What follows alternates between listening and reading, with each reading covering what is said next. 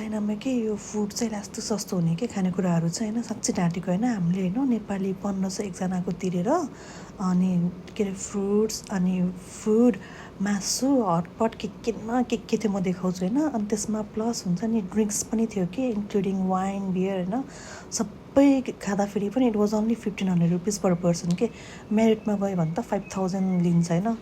एकजनाको होइन अनि ओ माई गड होइन म त कसम ढाँटेको होइन यस्तो म त एकछिन त्यो खानेकुराहरू देखेर तिन छक्क परेँ कि तिन छक्क परेँ यति धेरै होइन हुन त लाइक मलाई यो नयाँ नौलो होइन कि म जापानतिर पनि धेरै बुफे सिस्टममा त गएको हुन्थेँ खाइरहेको हुन्थेँ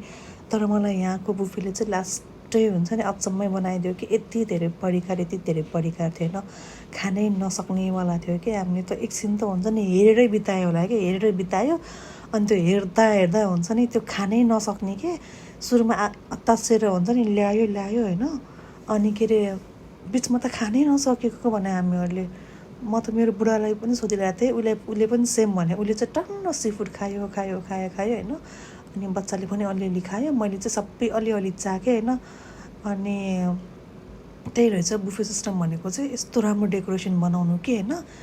मान्छेले त एकछिन त हेरेरै टाइम बिताउँदो रहेछ कि अनि त्यो हेर्दा हुन्छ नि मुखमा खै खानै नजाँदो रहेछ कि मैले त्यस्तो धेरै पनि खाएको जस्तो त लागेन है तर कसम ढाँटेको होइन गाइस मेरो पेट यस्तो फुल भएको थियो मलाई त जिन्दगी हुन्छ नि अब 1-2 महिना त बाहिरै खाँदिनँ जस्तो फिल भइरहेको थियो कि त्यस्तो फिल भएको भने खाना धेरै देखेर होला होइन अनि त्यसपछि मेरो छोरालाई पनि आज मजा भयो हो उसले पनि के चाहियो होइन यस्तो हँसाइरहेको थियो होइन उसले त एकैचोटि 2-3टा फ्रुट्सहरू मुखमा हालिरहेको थियो कि अनि के थियो उसको फेरि उयो के अरे टेस्ट नै वियर्ड छ भने के खाइरहेको थियो त्यो डुरियन हुन्छ नि डुरियन त्यसको उ थियो कि खै के थियो होइन त्यो चाहिँ खाइरहेको थियो उसले मजाले भने ए बच्चा